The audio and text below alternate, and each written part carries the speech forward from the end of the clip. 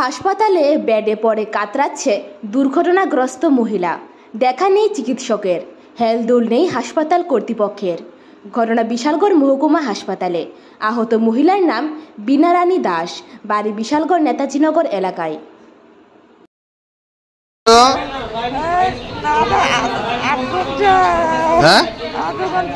আধা ঘন্টা ধরে কোন হসপিটাল? এটা দেখছেন ডাক্তার? ডাক্তার দেখছে না। কি হইছে আপনার? আমার বাইকে বাড়িতে মালাই দিছে। ডাক্তার দেখছে না? তারপরে ফায়ার সার্ভিসে আনছে। কতক্ষণ ধরে মানে কইতে হইছে বেডে? এক ঘন্টা হইতাছে তো আনছে দে। 1 ঘন্টা হইছে আনছে দে। কি নাম আপনার? বীণা রানী দাস। কোন জায়গার বাড়ি? নেতাজিনগর। বিশালগড় ফায়ার একটা রানিং কলার এসে খবর দিয়ে যায় যে নিউ মার্কেটের সামনে একটা অ্যাক্সিডেন্ট হয়েছে।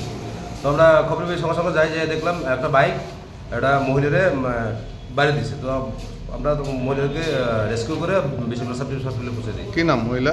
বীণা রানী দাস।